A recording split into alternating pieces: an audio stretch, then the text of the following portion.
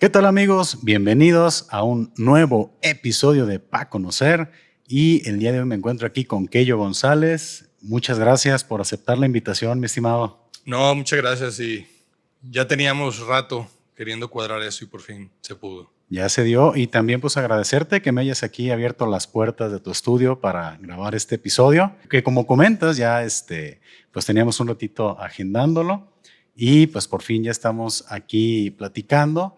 Y yo creo que estoy seguro que va a ser un gran episodio porque estuve por aquí pues revisando algunas cositas de tu trayectoria y la verdad sé que tienes muchísimo que compartir y que platicarnos de toda tu trayectoria. Y me gustaría comenzar hablando de tu disco. De mi disco, ok. De tu disco. Yo tuve la oportunidad de verte en noviembre en el Bretón. Sí. Ahí me toca conocerte de Ahí nos manera conocimos. personal y estabas pues presentando tu disco. No sé si fue la presentación oficial, la primera, o ya lo habías presentado. Fue hasta ahorita la primera y única presentación en vivo de ese proyecto, llamémosle así. Uh-huh. El disco salió hace poquito más de un año, salió por ahí de abril, mayo del año pasado, pero en vivo esa fue la primera vez, ¿no? La primera vez que soltamos con ese, digamos, con esos miembros, ¿no? Porque también fue en modo trío, ¿no? Ok. Y la primera vez que sonamos, ya teníamos rato ensayando, entonces ya estábamos muy bien ensamblados, pero es la primera vez que sonó eso en vivo. El plan, ¿no? Ahorita, este año tengo entre mente y están prontas a anunciarse unas cuantas fechas, ¿no? Ok. Para darle seguimiento a eso, y también, ¿no? Te vas a llevar, yo creo que tú, parte de la primicia, porque justo estoy empezando a ensamblar las ideas de lo que van a ser o van a formar parte de mi segundo disco. Ok. ¿No? Como les digo a todos cuando empecé a trabajar y cuando saqué mi primer disco, ¿no? Básicamente a mí me tomó muchísimo tiempo mentalizarme y animarme a sacar un disco que dijera mi nombre, ¿no? Porque, digo, esto lo he dicho muchas veces, pero yo siempre he tenido grupos, proyectos en los cuales he canalizado la parte creativa, ¿no? Entonces, yo decía, ¿para qué sacar algo con mi nombre si tengo dónde, ¿no? Dónde, digamos, quitarme la espinita. Canalizar. Exactamente, y canalizar todo esto. Pero, pues me di cuenta, y fíjate, eso fue sobre todo por ahí del 2020, 2021. Todos descacerados, encerrados, y entonces me di cuenta que tenía muchísima música del 2001 a la fecha que se fue quedando ahí guardada, ¿no? Que nunca encontró hogar en ningún proyecto porque pues no sonaba o no iba con el concepto que esos grupos o proyectos en realidad tenían, ¿no? Entonces se fueron quedando ahí. Y muy buenas canciones, algunos muy buenos riffs que tal vez nunca cuajaron y nunca pude terminar de ensamblar la idea. Y de repente dije, ¿sabes qué? Vamos a hacerlo, ¿no? O sea, déjame usar esto como un pretexto también para yo invitar a amigos con los que nunca he tenido la oportunidad de hacer algo junto con ellos, o el típico, ¿no? Ya sabes, entre músicos, un día hay que hacer algo que ese día casi siempre o casi nunca se da. Y para mí, pues este fue el pretexto de decir, pues, ¿por qué no? Pues ahora que sea ese el pretexto perfecto para ahora sí hacer algo con todas estas personas que yo he admirado, con las que yo crecí escuchando, y poder invitarlos a hacer algo con ellos, ¿no? Entonces así empezó esto, ¿no? Fíjate, el nombre a mí me llama mucho la atención del disco. Above the Great, Beyond Below. Sí lo pronuncié bien. Así es. Es que incluso hasta la traducción al español está curiosa, como que cuesta ensamblar. ¿Qué me puedes platicar respecto al título del disco? ¿Cómo es que llegas a ese nombre y pues cómo podrías de alguna manera comentar en qué te basaste, ¿no? para el nombre? Mira, particularmente y sobre todo desde Parasite, Yo sí me he clavado mucho en lo que es los conceptos o los títulos, los nombres.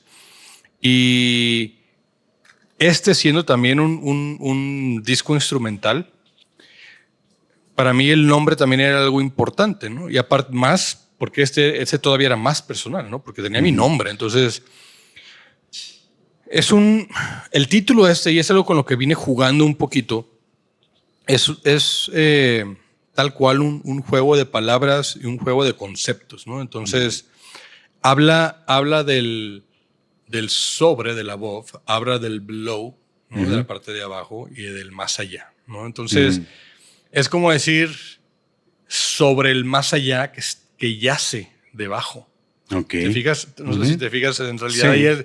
Es como jugar un poquito con los conceptos del blanco-negro, del arriba y del abajo, esa antítesis o esa...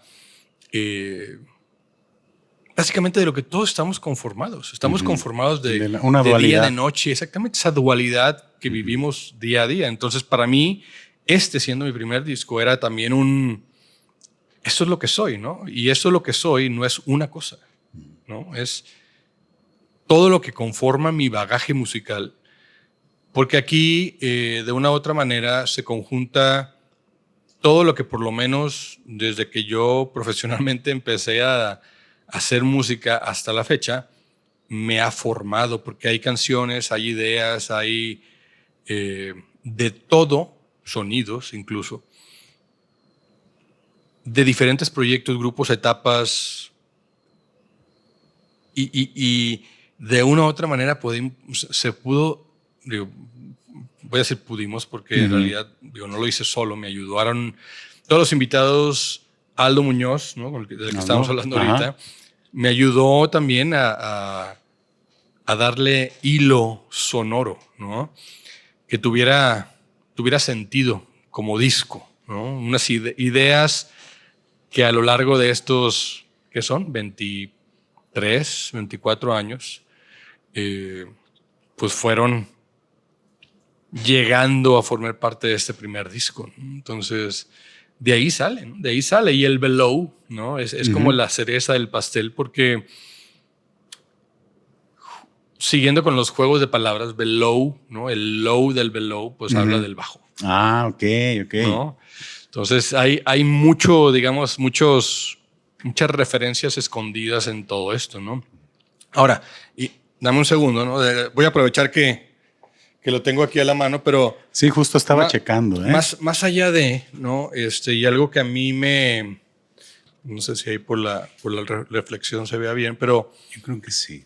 Aparte la portada, sobre todo en este formato de vinil, ¿no? La portada fue hecha por un gran amigo de la India.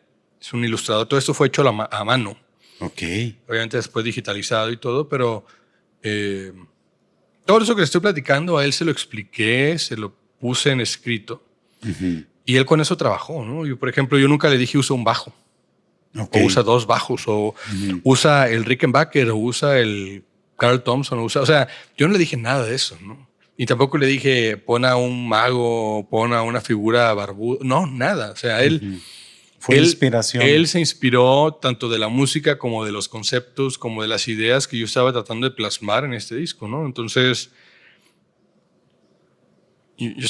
ahora sé que yo quedé completamente encantado con el resultado final del todo, ¿no? Lo voy a tomar un poquito, ¿eh? Adelante. Ok, es que sí veo que tiene un arte muy padre. La verdad es una ilustración muy, muy completa. Y tú, con este artista, ¿cuánto tiempo tienes trabajando? Porque pues se nota que te captó muy bien todas tus ideas. Como... De hecho, esta playera que traigo la hizo él también. Ah, ok, de Parasite.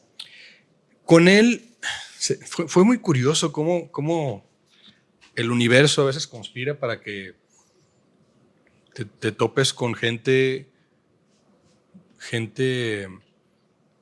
alineada, ¿no? Con lo que uno tiene en mente y sobre todo gente que te ayuda a construir, ¿no? En este caso me acuerdo que estábamos preparándonos para irnos a Europa con Parasite, ¿no? Fue por ahí del 2000, ¿cuándo nos fuimos a Europa? 2017. Ujú. Y justo antes de irnos, me escribió por Facebook, Rubén, ¿no? Ah, ok. Y me mandó un bosquejo de un arte que él hizo para Parasite. Y me dijo, oye, me encantó el proyecto, trabajé esto. Ajá. No, ¿Él dónde radica? En la India. O sea, caray, En o la sea, India. es... Y me dice, ¿sabes qué? Pues me encantaría trabajar con ustedes, ¿no? Y en ese momento pues yo le dije, ¿sabes qué? Ahorita estamos gastados como para decirte, pues voy a contratarte para hacer algo. Y también le dije, pues ahorita no tengo algo puntual, vamos a irnos a Europa, déjamelos ir, regresamos Ujú. y vamos viendo qué hacemos, ¿no? Y seguimos en contacto y entonces le dije, ¿sabes qué? Vamos a hacerlo, le dije. Ujú. Y empezamos a trabajar sobre todo en lo que es arte para las playeras, ¿no? Ajá.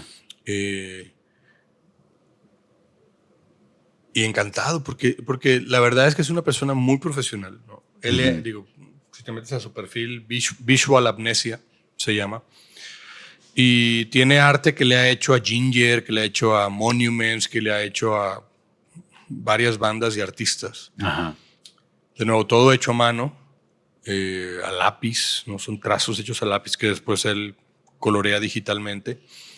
Y la forma en la que él trabaja el arte, los conceptos, por ejemplo, te regresa a algo en lo cual, junto con un escrito, en el cual te justifica Ok. por qué de lo que uno está viendo. Ujú. ¿Por qué hizo eso? ¿Por qué el mago? ¿Por qué de esta manera? ¿Por qué? O sea, todo te lo pone ahí, ¿no? De manera en la que le da peso y alinea lo que tú estás viendo con los conceptos que en realidad uno está plasmando. Y algo interesante aquí también es, obviamente, él en el caso de portadas, por ejemplo, o de arte, por ejemplo, de playeras que van alineadas con una canción o algo, tú le mandas la música para que él también diga, pues esto, Se inspire. esto me llevó a, ¿no? Órale.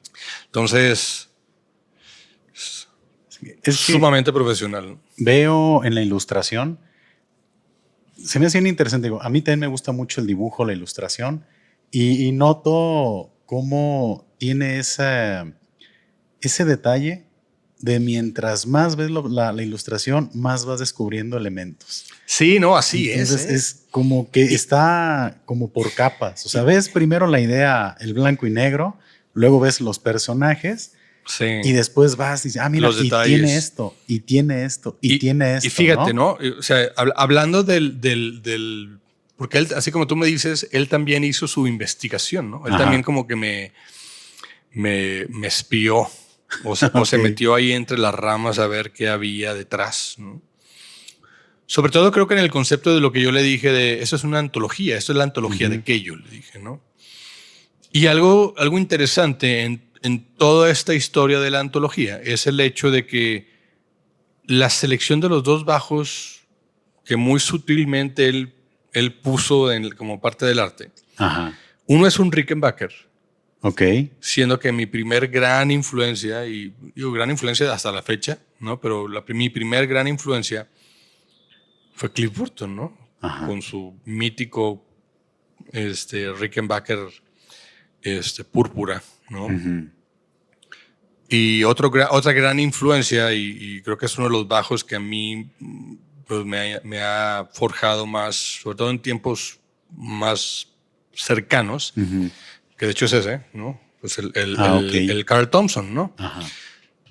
Y pues obviamente por mi influencia de Les Claypool, ¿no? Pero yo nunca le dije, usa bajos y menos le dije, usa esos. Ajá. ¿no? O sea, él solito obviamente dijo, creo que aquí hay algo de peso o importante alineado con mi historia. ¿Qué es lo que lo hace un artista? Pues eso, ¿no? Que de repente te entregue no lo que le pediste, sino más, ¿no? Exactamente. ¿no? Eso es lo importante, o sea, que va más allá de lo que uno esperaría que se hiciera, porque tanto la labor de investigación como el justificar no solamente el por qué usa esto, sino el qué significa lo que estás viendo, ¿no? O sea, darle peso al a la simbología incluso. Ujú. ¿No? Sí, no, pues está muy, muy chido, la verdad, escucharlo en vivo, pues la verdad es una chulada. Muchas Yo gracias. quedé, pues la verdad, pues muy, muy sorprendido, ¿no? Por tus habilidades, por todo lo que haces en el escenario. También tuve la oportunidad de escuchar por primera vez a Sí, Violonchelups. gran La amigo, verdad, Tony. sí, que también ya estuvo aquí en el podcast anteriormente. Y pues fue todo pues una experiencia bien interesante ese viajecito al Bretón, la Muy verdad. bien, qué bueno, qué bueno. Estuvo bien, bien padre. Oye, y vamos ahora a remontarnos un poquito al pasado. Tú llegas aquí a Guadalajara en el 98, Ujú. ¿sí? ¿Qué me podrías platicar de aquello pre-Guadalajara? O sea, ¿cómo recuerdas que fueron, no sé, desde esa primera conexión que tuviste con la música, cómo era tu vida y cómo fue como el choque ya cultural que pudiste llegar a tener pues no sé, de estar de una ciudad a otra, ¿no? Mira, yo me voy a remontar tanto como pueda. Ujú. Mi primer, digamos, el primer grupo en el que yo sí que me clavé y dije, y de hecho es lo único que escuchaba, yo me acuerdo, yo creo que Ujú. posiblemente estaba por ahí de cuarto de primaria, Ok. Hombres G, ¿no? Y yo de cuarto a que me gradué de primaria, yo escuchaba Hombres G, nada más, es todo lo que escuchaba, yo me acuerdo. Me mandan de intercambio mis papás el verano que salgo de primaria, Ajá. me mandan, o sea, llego yo con una familia a Portland, Oregon. Ok. Entonces, estando yo allá, regreso, ¿no? Con el Appetite for Destruction, con el Kick de In Excess, con el Open Up, no sé, ya de Poison, New Jersey de Bon Jovi, yo decía, el Hysteria de Def Leppard, decía, es que traigo esta música increíble, ¿Tú te acuerdas quién ¿no? fue tu padrino musical? O sea, ese que te dijo, mira, Ahí te va. escucha. Es que hasta ahí creo que orgánicamente es lo que yo había Ajá. podido lograr, ¿no? Y era pues sí, fui y me empapé de esta música que en ese Ujú. momento sonaba. Y me acuerdo perfectamente, ¿no? Porque ese Ujú. fue, creo que, el parteaguas para mí musicalmente, ¿no? Porque estaba yo me acuerdo perfectamente, en el camión de regreso de la escuela, ya en primero de secundaria. Ujú. Y un amigo me dio un cassette y me dice, escucha esto. Un cassette grabado, ¿no? Cassette de Ujú. metal, para que más te guste. Ya es que ese todos eran cassettes de metal o de Ajá. cromo o de... Sí. Era un cassette de metal. Órale. Y me dice, escucha esto. Era el Unjustice for All de Metallica. No, Y pues chulada. fíjate a qué nivel me impactó. Que yo me acuerdo que la primera vez que lo escuché, terminó Blackened, le di stop Ujú. y le regresé. Y entonces me acuerdo que por varios meses solamente escuchaba Blackened. Ujú. No, no me animaba a escuchar el resto del disco porque decía, no, no creo que supere eso. O sea, no creo que supere eso y esto está increíble, de aquí me voy a Ajá. quedar, ¿no? De repente, digo, me animé y escuché todo el disco y obviamente todo el disco me voló la cabeza. Ujú. Pero a partir de ahí, o sea, yo dije, esto es lo mío, ¿no? ¿Sabes? Esto es lo mío, este tipo de música. Entonces, obviamente ahí entonces me di a la tarea de hacerme de la demás discografía de Metallica, ¿no?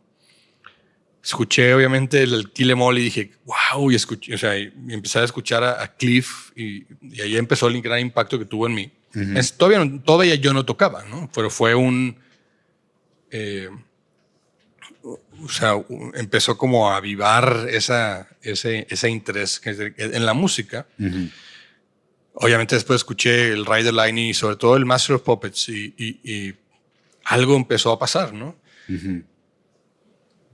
¿Cómo llegué yo a la música ya de una manera más como puntual? Mis mejores amigos en la secundaria, ¿no? Y creo que eso fue como lo que le llaman el serendipity o la serendipia. Ujú.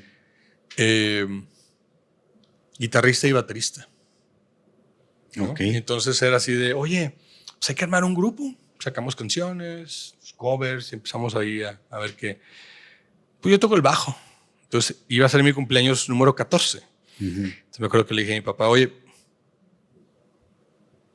pues de cumpleaños un bajo, ¿no? O sea, fue... Así fue, o sea, así fue. Y O sea, para ese momento tú ya identificabas completamente bien el mira, instrumento y la función. no, eso es lo curioso, que no, porque Ajá. ahí te va mi primer, o sea, el disco que a mí me influyó también a convertirme en bajista fue el Justice for All. Ok. El disco que históricamente tiene menos bajo mezclado, ¿no? Va. Pero yo pensaba que lo que escuchaba era el bajo. Yo decía, pues si eso es el bajo, yo quiero ser bajista, decía, ¿no? Entonces yo rápidamente después fui corregido de mi error, pero en eso entonces también llegó a mis ¿Y manos. qué era lo que tú creías que era el bajo? Pues no sé, o O sea, sea, algo, lo que pasa algo es que también, sonaba, algo... pues lo que pasa es que la guitarra está mezclada de una manera en la que suena también muy, muy grave, ¿no? Entonces ok. pues, yo decía, pues yo creo que Eso. eso es el bajo, ¿no? Ajá. Y en esos tiempos también, creo que fue mi mismo amigo, ¿no? El Chover, me dio grabado en beta, de hecho, creo. Fíjate, todavía ni siquiera VHS, era beta. El Cliff Amol, el video de Cliff Amol. Entonces, en ese entonces yo de Mazatlán pues no teníamos acceso a ver a nuestros artistas favoritos, ¿no? Y es la primera vez que a mí me tocaba ver a Metallica. Digo, obviamente era un Metallica en sus primeros, ¿no? En sus primeras etapas, pero ver a Cliff. Y entonces yo me acuerdo que vi a Cliff tocar. Yo lo veía tocar y decía, yo quiero hacer eso, yo quiero llegar a hacer eso. Y era el todo, ¿sabes? Era la ejecución, era la proyección, era la personalidad, era él era dueño de ese escenario. Entonces, todo me influyó. O sea, no fue nomás el querer tocar como Cliff, era el todo, ¿no? Era lo que yo estaba viendo, lo que me estaba haciendo sentir y decía, yo quiero llegar a hacer eso, ¿no? Y ahí empezó todo, ¿no? Ahí empezó mi cruzada por convertirme en ese bajista, ¿no? En ese bajista que el Keyo de 14 años vio, ¿no? En su, o que quiso llegar a ser, ¿no? Ahí empezó todo. Tienes tu primer bajo y si es lo que tú esperabas cuando lo tuviste, cuando escuchaste su sonido por primera vez. Mira, el sonido para mí también, el sonido para mí fue yo creo que la primera vez en la que dije, creo que, bueno, tuve etapas, ¿no? Pero para mí el sonido puntualmente sí fue algo que en lo que yo me clavé. De entrada no, pero también pues uno empieza y no sabe ni qué ni cómo, ¿no? Entonces yo me dejé llevar y era más como esa hambre de aprender, de poder articular, porque empiezas como a hacer conexiones de decir, quiero tocar esto, quiero hacer esto, quiero que suene esto y no puedes, ¿no? Entonces, pues ese trabajo Y me acuerdo que puntualmente, posiblemente ese primer año y medio, 2 años, sí era llegaba a la casa y agarraba el bajo y no lo soltaba después de horas y horas y horas. Y luego ampollas, sobre las ampollas. Sí, digo, pero fue eso, ¿eh? Fue esa hambre de querer hacerlo, de querer tocar, Y mira, yo de chico, yo me acuerdo, yo pasé por todos los deportes y nunca fui bueno, o sea, nunca era lo mío. Yo decía, pues que pues sí, vamos a jugar tenis, o vamos a jugar béis, o vamos a jugar tenis, o vamos a natación, o vamos al básquet, pero pues nunca sobresalí en nada de eso, ¿no? Cuando llegó esto a mí dije, creo que esto es lo mío. Yo creo que aquí es donde yo puedo hacer algo donde haga la diferencia, ¿no? O por lo menos yo sienta que estoy donde debo estar, ¿no? La primera canción que yo aprendí a tocar, obviamente pensé entonces posiblemente era tan tocada o tan mal tocada como pudiera, pero fue la Anestesia, ¿no? Ok. Entonces esa fue la primera canción, por lo menos la primera mitad antes de que entre la batería, donde es puro bajo. Y fíjate, hablando de los tiempos, ¿no? Mi escuela fue mi oído. Mi escuela fue pues no había YouTube. Entonces para mí era aprender a tocar escuchando, sacando y parafraseando lo que yo creía que estaba escuchando. Entonces, esa fue una gran escuela porque me enseñó a usar mi oído, a no tener miedo a usar mi oído. Y me ayudó a forjar una voz, una identidad, en vez de copiar al pie de la letra, porque ahorita se da mucho, ¿no? O sea, tú puedes ver exactamente qué hace, cómo lo hace, y digo, es una ventaja porque rápidamente tal vez puedes captar siempre ciertas cosas, pero se pierde un poquito el elemento de interpretar, ¿no? De la exploración, de rascarle, Sí. de hacerlo por, o sea, tal vez podría decir, bueno, te lleva, entre comillas, más tiempo dependiendo la facilidad, ¿no? Porque hay veces que dices, bueno, descubrí que era lo mío y fue solito como se dio, ¿no? Pero a veces ese toque de prueba y error por tu cuenta, porque sí, digo, ahorita sabemos que podemos aprender prácticamente lo que sea gracias a YouTube, a Internet. Sí. Entonces ya tienes como que muchas fuentes de información donde ya hay gente que a lo mejor recorrió errores, ya lo soluciona, pero ese encanto de hacerlo tú, yo creo que lo vas construyendo de manera un poquito más sólida, ¿no? Digo, en este caso, y sobre todo en el ámbito creativo musical, ese método, más bien por lo menos a mí personalmente, o sea, como yo lo viví, sí sentí que ayudaba a que tú forjaras esa voz, ¿no? Porque llega un punto y es muy importante, ¿no? O sea, no quieres sonar igual a todo mundo. Quieres que alguien te escuche y diga, este es tal, ¿no? Es como escuchar a Slash, ¿sabes qué es Slash? O escuchas a Angus Young, ¿sabes qué es Angus Young? Escuchas ¿no? Hay muchos músicos que tú escuchas y dices, pues... Tienen ahí su sello, tienen su su firma. sello, ¿no? Y entonces, algo a lo que uno quiere llegar es a eso. Y entonces, la única manera, y me acuerdo que alguna vez leí una entrevista que le hicieron a Neil Peart, baterista de Rush, y él, algo que decía, ¿no? Y hablaba sobre la realidad de que creo que todos empezamos tocando covers, ¿no? Sí. Porque, digo, aprendemos a componer, a tocar, a rockstarear, o como le quieras decir, viendo a nuestros artistas favoritos, ¿no? Lo importante, y es lo que él mencionaba, lo importante aquí es, digo, así aprende uno. Pero no es copiar, ¿no? O sea, aprendes de uno, pero no te quedes en uno. Aprende de tantos como puedas, ¿no? Entonces, digo, entre mucho lo que decía, él cerraba diciendo, yo copié a miles. Y esos miles los agarré, los metí a una licuadora y todo eso pasando por mi filtro es mi voz. Y en mi caso así lo siento también. O sea, yo tomé todas mis influencias, todos esos sonidos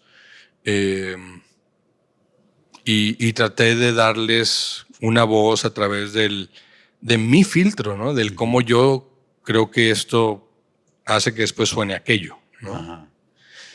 Fíjate, ahorita hablando del tema del instrumento, del bajo, escuchándote, como que aquel que llega a ser bajista, digo, tú me puedes corregir, creo que a veces tienen como un viaje diferente, ¿no? Yo, por ejemplo, he conocido bajistas que primero quisieron tocar la guitarra, ¿no?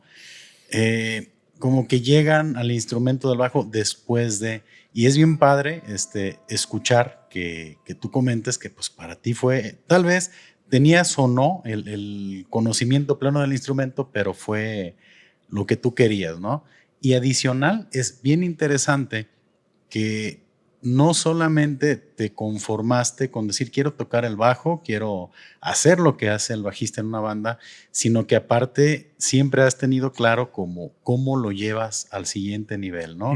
Cómo lograr que pues, se escuche el bajo y que sepas que es él, que yo creo que pues hay un nivel de complejidad o de dificultad mayor. Puedo yo estar equivocado, ¿no? Sí hay algo de eso, ¿eh? Porque, fíjate, en mi caso, ¿no? El caminito. Hablamos de Cliff Burton como una de mis primeras influencias, ¿no? Uh-huh. O sea, la vara ya estaba ahí, ¿no? Porque pues Cliff es bien sabido por ser un bajista que técnicamente era muy capaz Uh-huh. y a mi ver adelantadísimo a su tiempo. Pero de ahí como que muchas de mis principales y mayores influencias en el bajo siempre han sido bajistas. Yo les digo bajistas poco convencionales. Okay. Que se han arriesgado a llevar el bajo más allá de los límites que están preestablecidos para el bajista. Del ¿no? ritmo, ¿no?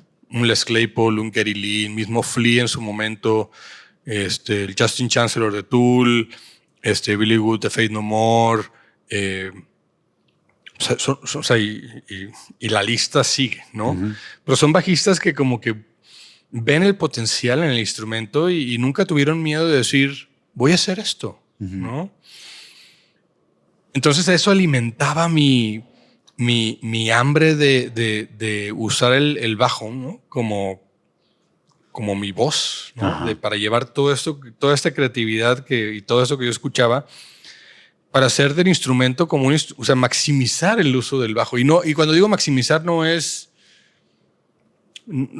pensándolo en asuntos de ego o asuntos de tratar de abrazarte o tratar de tomar un rol que no te corresponde. Simplemente es un instrumento que tiene un gran potencial que muchas veces, a mi ver, no es aprovechado. Uh-huh.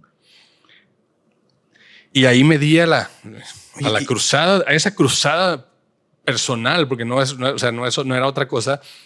Mi búsqueda del sonido, mi búsqueda del cómo lograr, cómo hacer, ¿no? Cómo trabajar, ¿no? Mi primer grupo formal, que fue Bajo 3, lo empezamos en Mazatlán en el 97.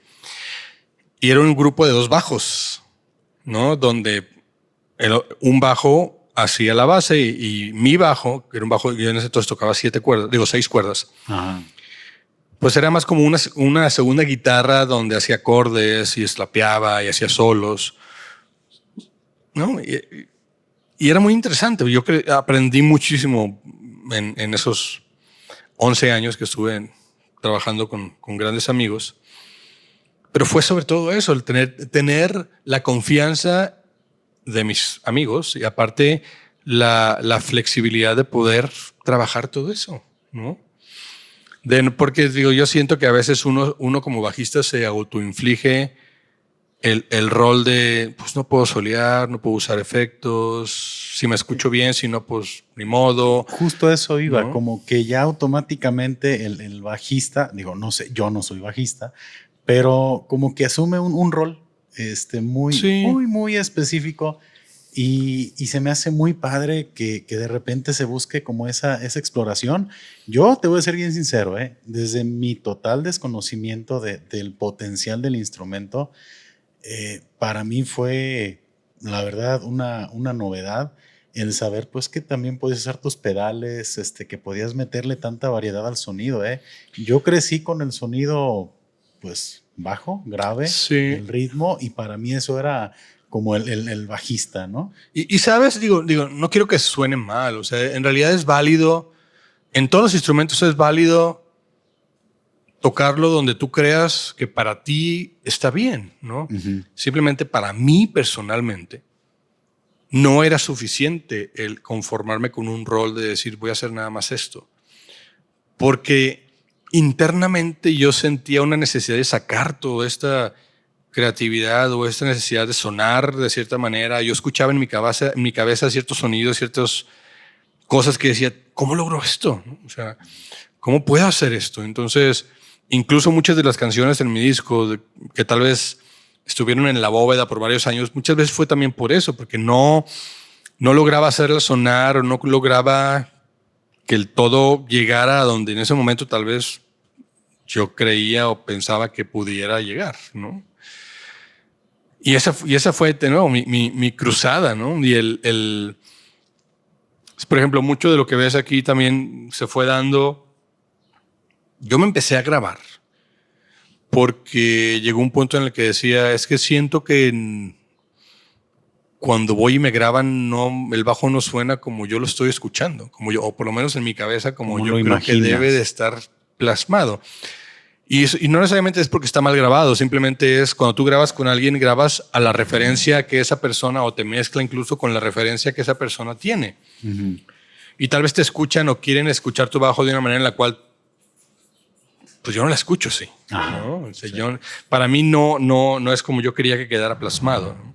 Y ahí fue donde yo empecé a hacerlo, ¿no? Que fue a partir del segundo disco de Parasite, donde yo empecé a grabarme, por lo menos capturarlo, ¿no? Capturar el sonido del bajo. Y fue una prueba y error y trabajar y armar. Me acuerdo en ese entonces, en donde estaba yo viviendo, uh-huh. Mi primer ejercicio fue fui al Home Depot y compré triple de 18. Ok. Y armé una caja, se llama una ISO-Box, Isolation Box, uh-huh. Que no es otra cosa más que una caja de 1 metro por 1 metro, doble capa de triple de 18, de esta esponja acústica. Ajá. Por dentro metí este gabinete que está aquí. Ok. 4x10, lo metí, lo microfoneé y lo cerré. Qué chido. ¿No? De forma, fue un ejercicio muy interesante, ¿no? Ajá. Que eso lo que te permite es... Inspiración tuya. No, ¿se te ocurrió o lo habías visto en...? Venden comercialmente ISO-Box. Pero dije, va a ser complicado traerme una. Y empecé a ver que había quienes te decían cómo hacerlo tú mismo. ¿Sí? Cómo hacerte una tú mismo, ¿no? Ajá. Y las ventajas de eso es, pues tú puedes subirle. Está encerrado, entonces no suena tan fuerte. Entonces puedo tenerlo ahí en mi casa, dije. Y es muy curioso porque estar en ese pues encerrado ahí con la esponja acústica también le daba como una compresión muy interesante al sonido.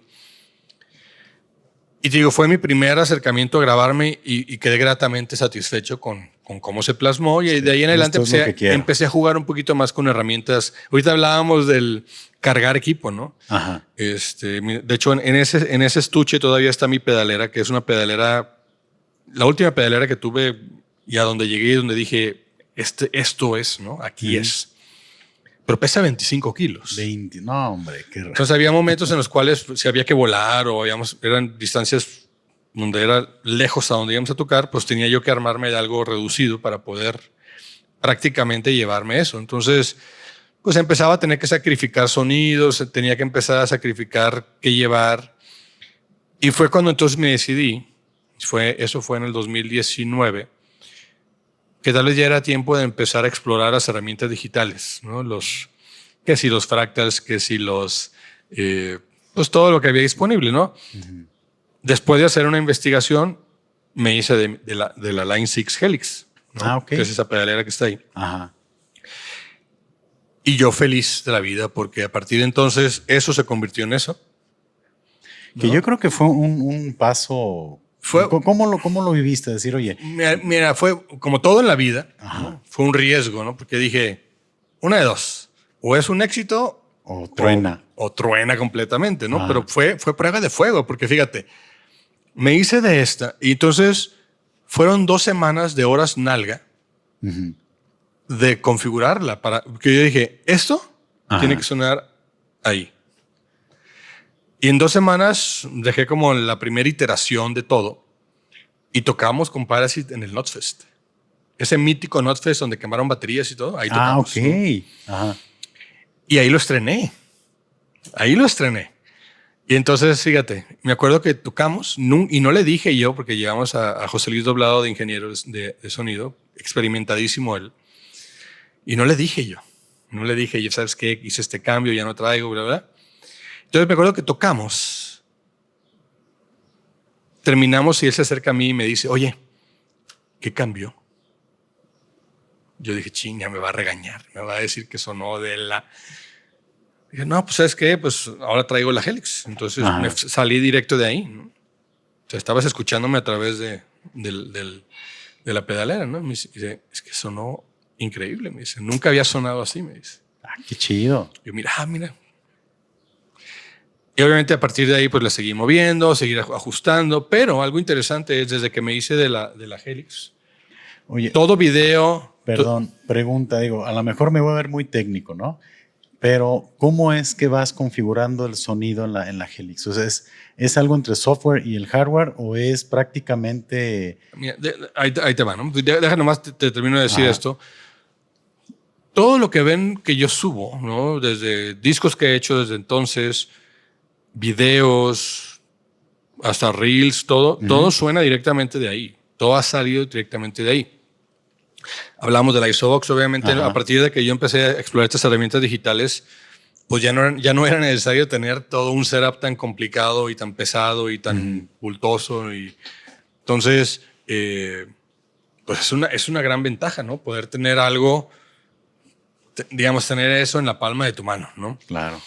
¿Cómo se configura? Pues que en realidad pues, básicamente, en vez de tener esos pedales, es un cuadrito que tienes en forma gráfica ahí que vas armando. Y la forma en la que yo lo enfrenté, ¿no? Para mí, digo, no sé si es la correcta.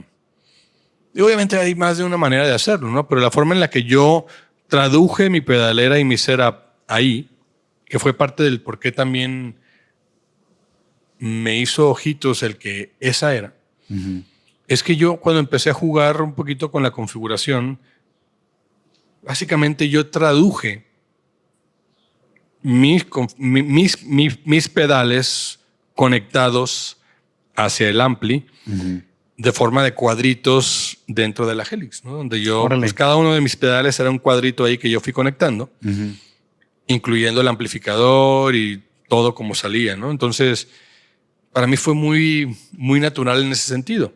Ajá. Y están también, digamos, también armado el cómo tienen, puntualmente los de Line 6, ¿no? Cómo tienen desarrollado, digamos, la interfaz y los sonidos. Hay varios pedales que yo uso que los tienen ahí, entonces tal cual agarré, o sea, puse el compresor, puse el Sansamp, que es el preamp que yo uso. Y tal cual hice eso, ¿no? Copié los settings de mi pedal y los puse tal cual en los settings de la cajita digital en el Helix. Va. Y sonó tal cual. Qué chido. Lo mismo con mi amplificador, ¿no? Tienen el Aguilar que yo uso, entonces tal cual copié la configuración, la puse y sonó. O sea, ahí obviamente me ahorré muchos problemas, ¿no? Y fue muy satisfactorio el proceso, por lo menos el proceso inicial, porque uno de repente tal vez cree que tiene algo que es único y irrepetible y dije, es que nada va a sonar como esto. Y sí, mira, estamos hablando de físicamente estos pedales contra la Helix. Tal vez inicialmente, no sé, me llegó a un 95% de cercanía de mi sonido. Pero mira, ese 5% lo vale en cuestión de mi espalda, lo agradece. Practicidad, comodidad. De repente algo tan sencillo como estoy grabando y tengo que ir a tocar, tengo que ir a ensayar y luego regresar y seguirle dando. Ya el hacer eso con una pedalera o con un setup microfoneado, regresas y ya suena diferente.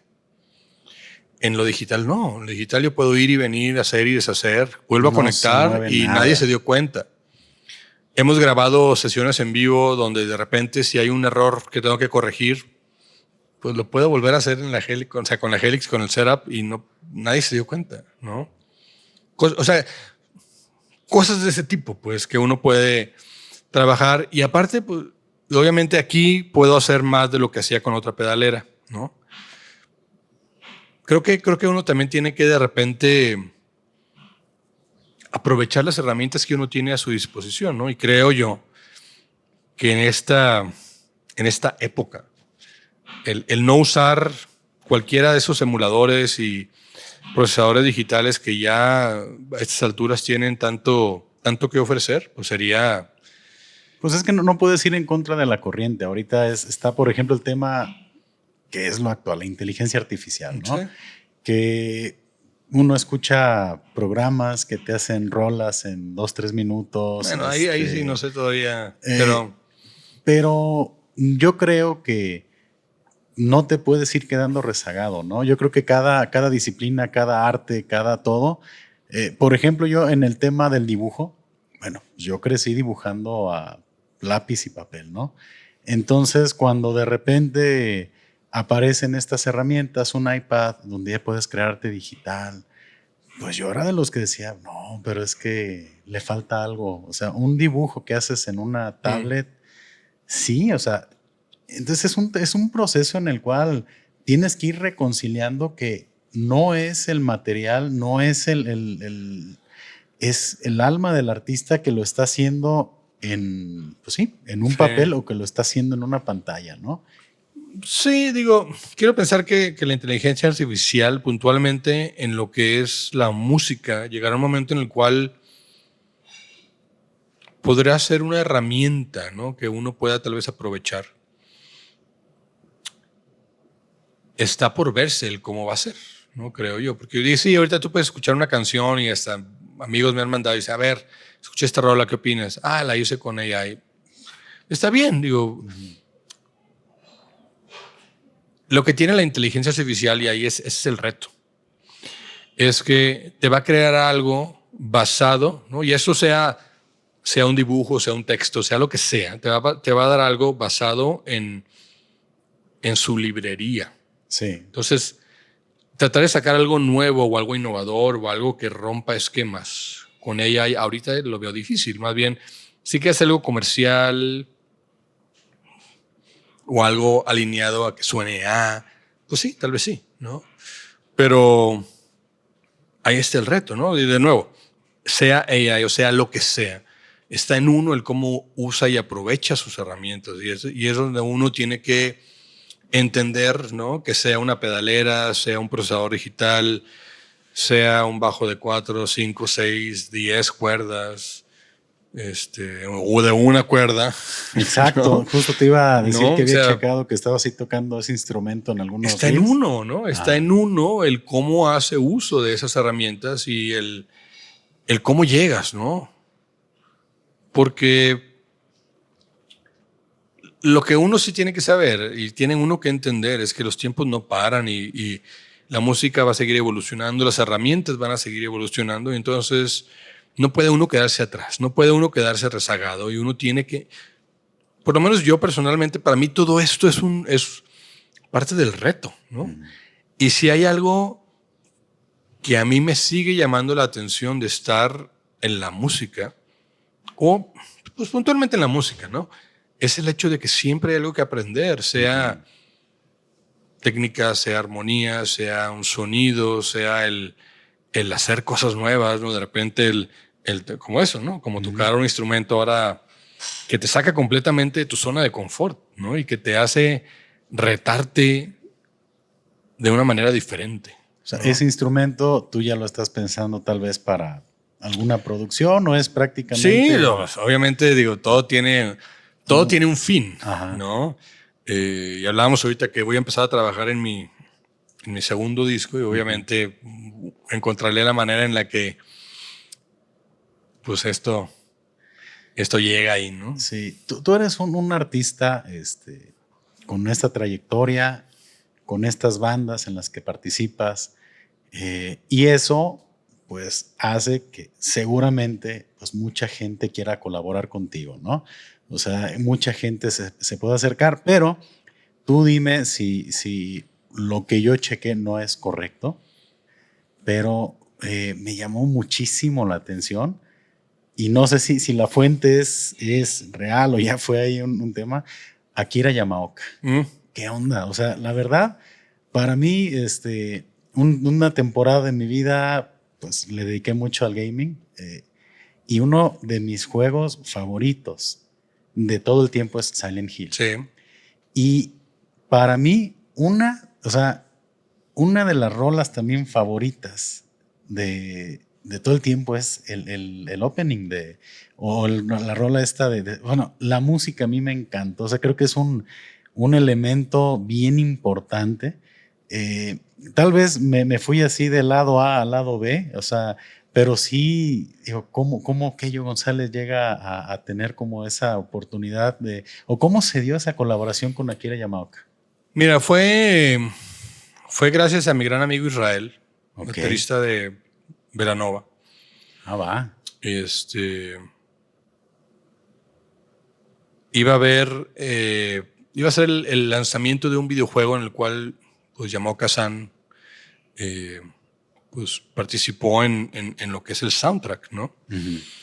Y entonces iba a armar un grupo para tocar covers en esa fiesta, en el marco de E3, ¿no? De este ¿No el 2016 fue? En el evento este de videojuegos allá en Los Ángeles. Uh-huh. Y entonces me escribió Israel y me dice, ¿sabes qué? O sea, él ya había tenido acercamiento y tocado con él. Y entonces creo que en la plática de, oye, pues a quién invitamos en el bajo, creo que él me sugirió, ¿no? A Israel me sugirió, entonces vio videos Yamao Kazan y entonces dijo, vamos, dile si le gustaría, ¿no? Entonces fue uno de esos hitos interesantes por muchas razones, ¿no? Uh-huh. Sí, desde el ir y tocar a Los Ángeles, ¿no? Y en ese evento es muy curioso porque nosotros abrimos el evento tocando covers y algunas canciones de Akira. Ajá. Y el grupo que tocó después era un supergroup tocando covers de sus bandas, porque era Robin Fink en la guitarra de Nine Inch Nails, Gilby Clarke en la guitarra, ¿no? De Guns,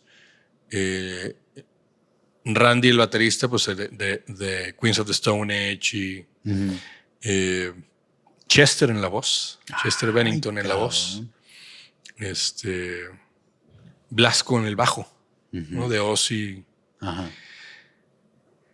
Entonces fue un agasajo verlos a ellos tocar también aparte, ¿no? Y cotorrear con ellos, saludarlos y demás, pero digo, fue como unos hitos importantes ahí donde, ¿no? O sea, tú eres gamer, ¿te gusta el Yo soy gamer, no te diría que soy el super gamer, o sea, he tenido como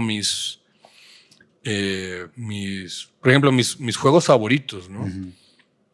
Son cualquiera de Zelda. Ok. Los Fallout, todos los Fallout. God of War. Entonces sí le mueves. Pero no soy así de que me meto a las piedritas y así. Uh-huh. También los de Arkham, uh-huh. ¿no? La serie de Arkham de Batman. Yo también porque como puedes ver, soy fan de Batman, ¿no? Entonces, sí, estaba checando. Entonces ese videojuego me encantó también. Pero he tenido rachas porque también, yo estoy platicando con varias personas, tengo mi Play 3 ahí todavía, ¿no? Tengo varios juegos del Play que ni siquiera abrí, porque de repente no tengo tiempo de jugar. Uh-huh. O sea, no me da, o sea, o me pongo a jugar, o me pongo a hacer todo lo que tengo que hacer, a grabar, a tocar, entonces tengo que aprender también a hacer uso eficiente de mi tiempo, ¿no? Uh-huh. Recientemente, el año pasado me hice de una Switch, por fin, uh-huh. porque me moría por jugar esos últimos 2 de Zelda que salieron, ¿no?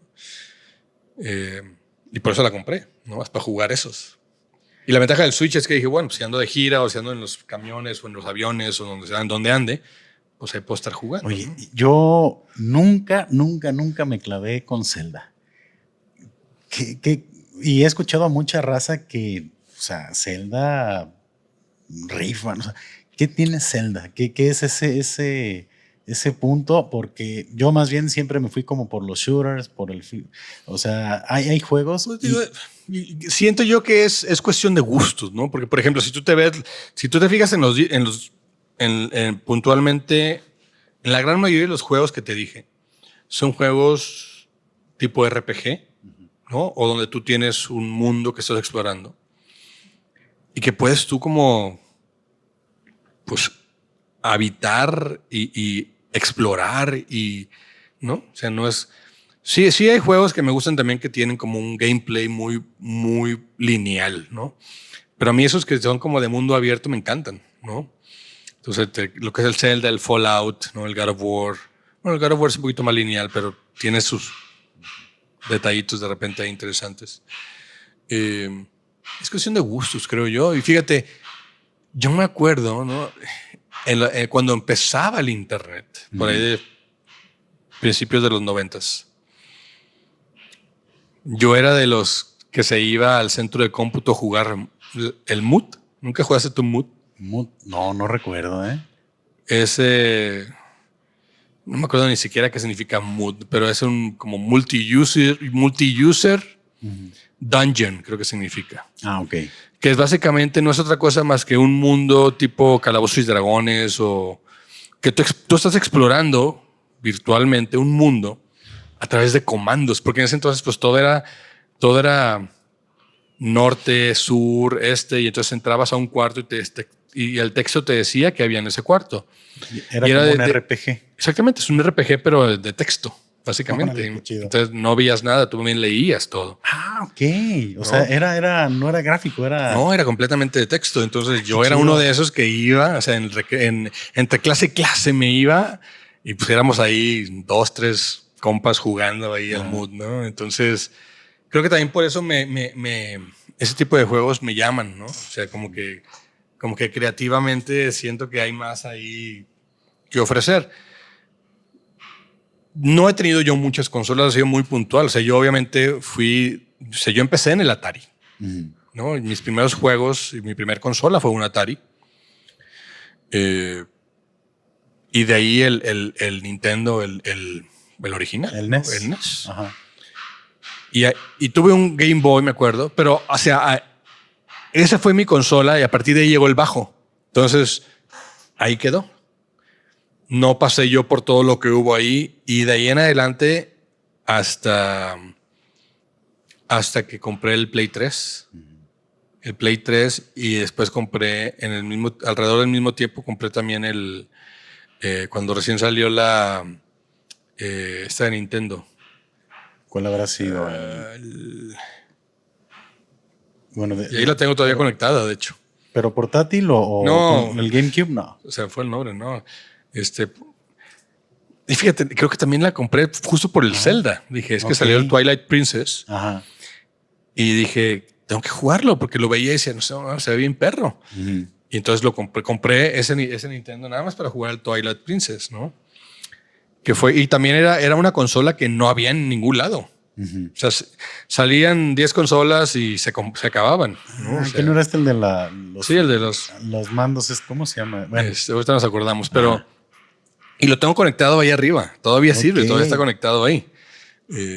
Donde era como el tema de que para que se moviera más la raza, ¿no? Y de ahí en adelante, pues hasta ahorita que compré el Switch. Pero, o sea, no es como que yo soy mega gamer de corazón y he pasado por todas las consolas, ¿no? Como que han sido rachitas en la que ya sea un juego, me dices, ¿sabes qué? No, tengo que jugarlo. Yo jugué, por ejemplo, los Fallout en la computadora, el 1 y el 2. Ok. Y cuando salió el Play 3, yo el Play 3 lo compré para jugar el Fallout 3. De plano. De plano. Y obviamente después de ahí empecé a explorar y fue cuando di con el God of War. Entonces empecé también a clavarme en el God of War. Y pues te digo, ha sido también de rachitas en las que por X o Y sale un juego que digo, tengo que jugarlo y a ver cómo le hago. Pero también luego el tiempo me gana. O sea, pues yo de hecho quiero hacerme de la Play, es la 5, ¿no? La que ya está en la 5. Sí. Precisamente por God of War. No he jugado ninguno. No, sí, también sí, también me dan ansias de jugar, pero pues digo, no, o sea, comprarlo ahorita, digo, no, después. Voy a ver si después sale una nueva consola donde salgan más y ojalá y esos juegos estén ahí. Sí, lo que pasa es que para mí lo que fue Silent Hill, híjole, o sea, yo creo que sí está en mi top de juegos favoritos. O sea, una chulada. Y también tuviste otra colaboración para Free Fire. Sí, y digo, obviamente eso fue a través de José Macario, ¿no? ¿Tuvo que ver más o menos lo que pasó con Akira? No, esto fue un asunto que en realidad cocinó José Macario. Ajá. Y pues me invitó a colaborar, ¿no? Él ahí tuvo completa dirección creativa de todo, ¿no? Entonces yo más bien ahí sí tal cual nada más fui y grabé el bajo, ¿no? También fue una gran experiencia porque pues tú ves el ensamble que se armó y la gran canción que se armó y está bien chida. Y sí estuvo interesante. Sí, y tú, bueno, ahora sí, sin clavarnos tanto así como en la historia, en todo este asunto, pues tú sobre la marcha, ya estando aquí en Guadalajara, bajo 3, vas conectando poco a poco. Y escuchaba también que pues va muy en paralelo Nata con Parasite, ¿no? Sí. ¿Y cómo has vivido tú pues este proceso en Guadalajara? ¿Cómo lo has? Porque bueno, pues con Nata estás con Galo Ochoa, Sí. con Parasite, pues con José Macario. ¿Cómo has sentido tú esta evolución musical para ti aquí en Guadalajara, ¿no? Con estos proyectos Pues, que han sido muy exitosos y que están muy en el gusto de la raza, ¿no? esperemos que así sea, ¿no? Digo, al final del día, todo lo que yo he hecho y todo en lo que yo me he involucrado creativamente, más que pensar en eso, ha sido, es algo que musicalmente a mí me satisface o que me llena una necesidad, ¿no? Creo que la forma en la que yo me fui acomodando y permeando en la escena de Guadalajara fue una forma muy natural, llamémosle orgánica. Yo llegué aquí en el 98, como dijiste, para terminar la carrera, ¿no? Yo me vine aquí a estudiar electrónica. Pero parte del venirme aquí, que era parte de lo que me preguntabas también, pues fue por su cercanía a Mazatlán, pero también porque yo claramente veía a Guadalajara como un lugar en el cual, tanto profesionalmente como creativamente, como en todos los sentidos, me iba a poder desenvolver y iba a tener esos retos que me iban a servir, ¿no? Así conocí a Galo, ¿no? A Galo lo conocí porque a través de un gran amigo, Juanjo Laviaga, fíjate, nos fuimos a abrirle a Nata. Cuando recién empezaba Nata en el 99, 2001, por el 2000 creo que fue. En el 2000, en Arandas. Nos fuimos a Arandas con ellos. Arandas, órale. Y pues ahí empezó una amistad con Galo, ¿no? A través de ese acercamiento. Cristian lo conocí también, o sea, en algún palomazo que me invitaron a su casa un sábado por ahí del 98, 99, cuando yo recién llegué. Y así conocí a Cristian, ¿no? Y como Cristian también fue el mítico un día hay que hacer algo, ¿no? Y así, pues digo, obviamente, poco a poco me fui trayendo a Bajo Tres a Guadalajara, porque inicialmente todos éramos de allá. Pues cambiamos vocalista y ya nuestro vocalista ya era tapatío. Jorge González, gran saludo para el Jorge. Y pues de estar aquí conociendo a los demás músicos de la escena, pues uno empieza a hacer ahí sus conexiones, sus redes. Cuando Bajo Tres deja de estar activo, pues yo entro a Clon, ¿no? Y el que yo entré a Clon fue igual, de la misma manera de, pues, en algún momento Bajo Tres y Clon tocó juntos, más de una vez, de hecho. Se da la oportunidad, me invitan a tocar.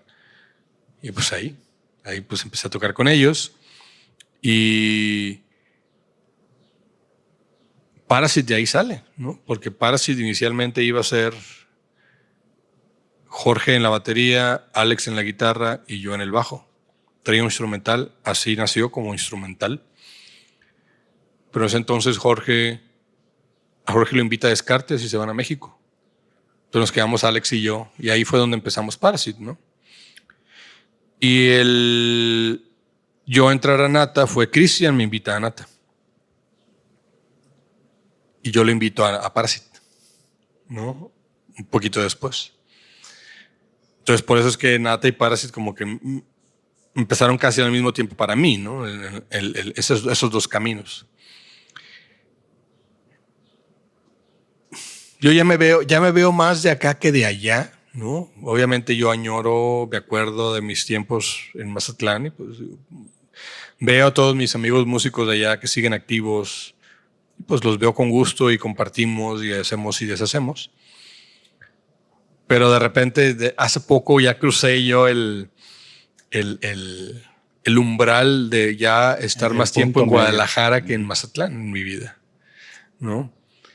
Digo, en mis 47 años también ya, de repente ya empiezo a ver hacia atrás y ya tengo que hacer un poquito más memoria, ¿no? Del qué y el cómo y el cuándo. Oye, ¿cuál consideras que es como el mejor regalo que te ha dado la música? Una gran pregunta. No podría dejarlo en una cosa, ¿eh? Pero sí te puedo decir que gracias a la música he podido salir más de mí. ¿Qué significa eso? Yo soy una persona que naturalmente soy muy ensimismada, o sea, que soy muy, podría decirlo, tímido Introvertido. o introvertido, ¿no? Y la música me ha ayudado a salir un poco más, ¿no? Estar un poquito más, ser un poquito más sociable o viajar un poco más o conocer lugares, conocer personas. Y mucho de eso ha sido gracias a la música, en muchos sentidos, ¿no? Porque también el estar en el escenario pues hace que salgas del caparazón, ¿no? O sea, tienes que... Entonces, ese personaje que se para en el escenario pues, me ha ayudado a mí en muchos sentidos, ¿no? También he conocido a mucha gente, he conocido muchos lugares, he hecho grandes amistades, he tenido grandes satisfacciones. Entonces, todo eso es lo que a mí a la música me ha dado, ¿no? Entonces, para mí también es como es parte de ese reto que tengo yo en regresarle a la música también, ¿no? O sea, decir, todo esto me ha dado la música, o sea, siento esa necesidad de también darle de regreso. Sí, mira, es que yo creo que con todo lo que tú has hecho, porque pues has viajado, has estado en varios países, yo creo que todo eso es todo lo que comienzas a ver, ¿no? De repente el aplauso. eh, y otra vez nos vamos hacia atrás. ¿Cómo recuerdas tú la primera presentación en público que tuviste?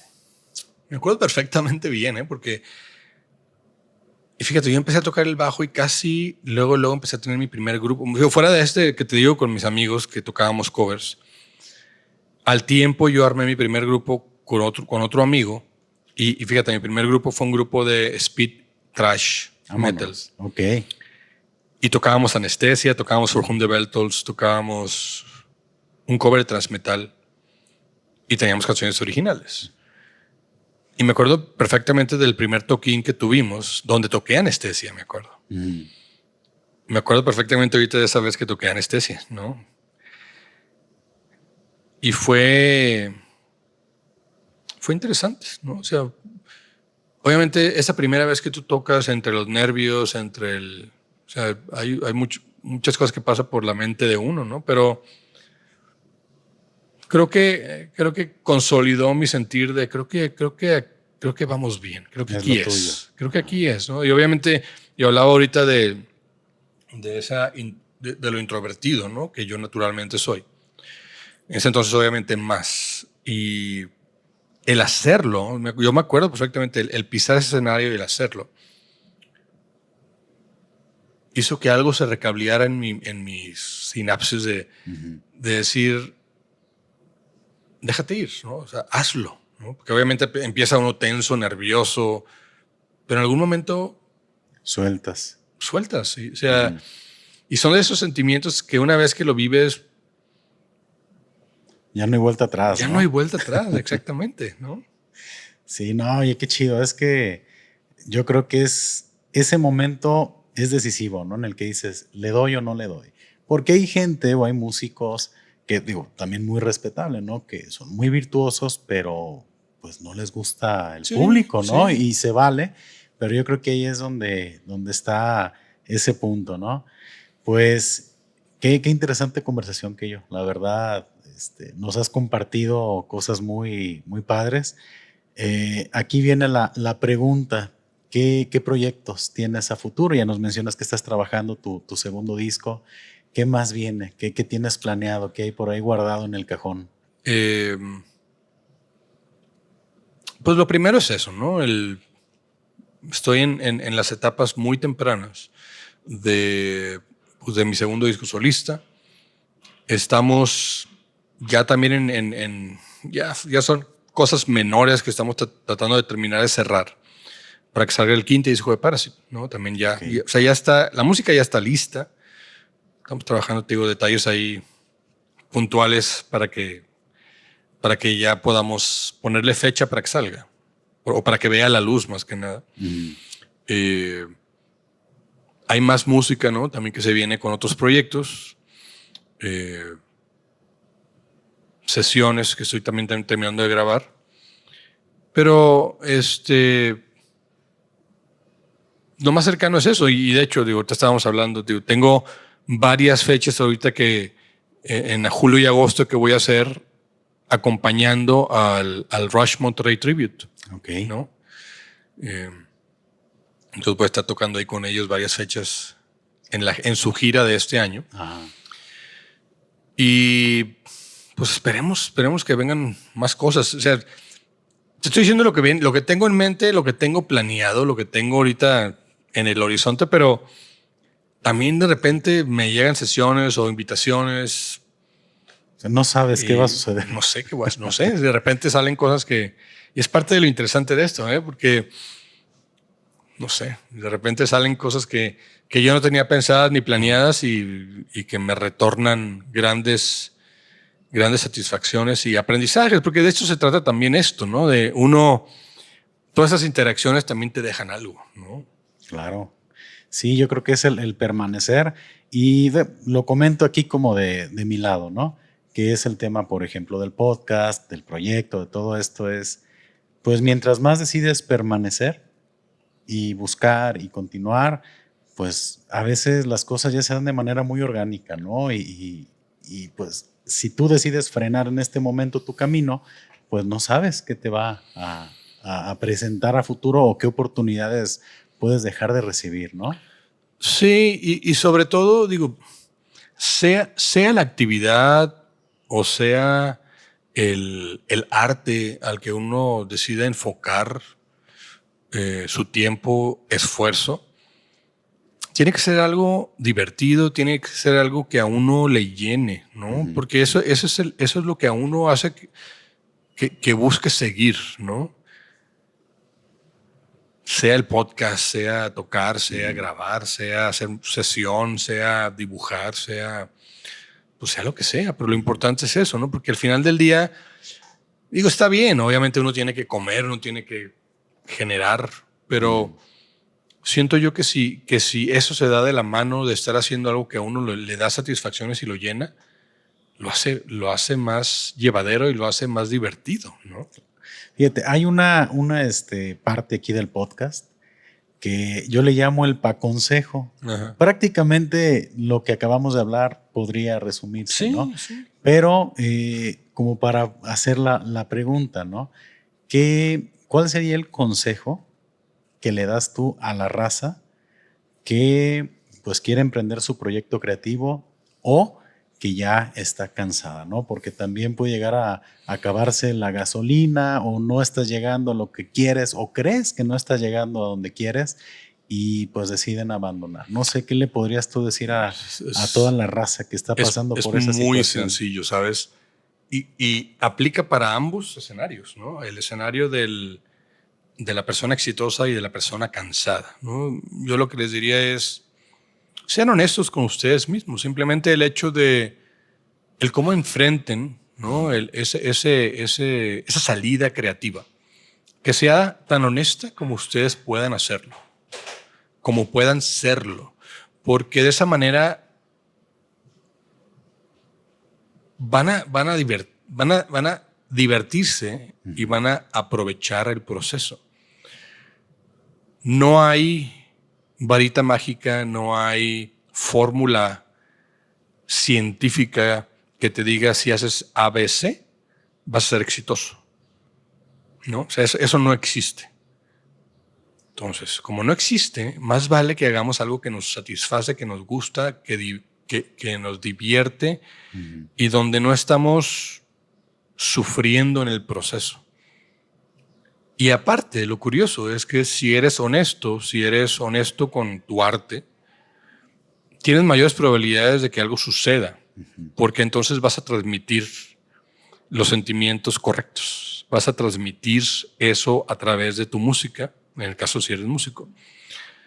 Y la gente no es tonta, el público no es tonto, el público se da cuenta si eres honesto con tu arte. Entonces, si no sabemos si vamos a pegar, por lo menos hay que hacerlo divertido. Entonces, seamos honestos, hagamos lo que a nosotros nos llena Si pasa algo, qué bueno. Si no, por lo menos nos estamos divirtiendo. Disfrutar el proceso. Por lo menos lo disfrutamos. Keyo, tus redes sociales, ¿dónde te podemos encontrar? En todos lados me encuentran como Keyo GC, Keyo con K-I-L-L, ¿no? Entonces así me encuentran en YouTube, en Instagram, en Facebook, en Spotify. Pues, Spotify, o la red que utilicen para escuchar su música, o la plataforma, digo, que usen para escuchar. Keyo González, ¿no? Keyo González, así me encuentran. También está, la forma más fácil de llegar, creo que es en el Linktree. Si buscan el Linktree Keyo GC, ahí están todas listadas de una, ¿no? Entonces así llegan más fácil.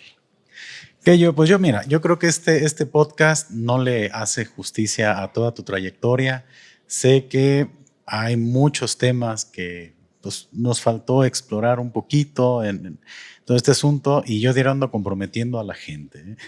Ojalá que en alguna oportunidad, cuando veas libre tu agenda, podamos aventarnos una segunda parte de este episodio para poder explorar un poquito más, pues más detallitos, ¿no? Que a lo mejor quedaron por ahí medio inconclusos.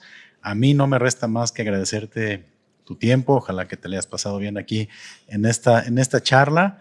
Y pues raza, ya saben, sigan por aquí a Keyo en todas sus redes sociales. La verdad, pues muy, muy contento. Claro, pues ahí nos ponemos de acuerdo y muchas gracias también a ti por la invitación, por la amena plática, ¿no? Espero que lo que chismeamos haya sido de interés tuyo y pues de tu público. Sí, vamos viendo cuándo hacemos la parte. Va, que va. La parte 2 continuará. Exactamente. Pues bueno, raza, ya saben, si llegaron a este punto del episodio, también invitarlos a que se suscriban al canal, a que compartan todo el contenido que vean de esta conversación y hasta la próxima.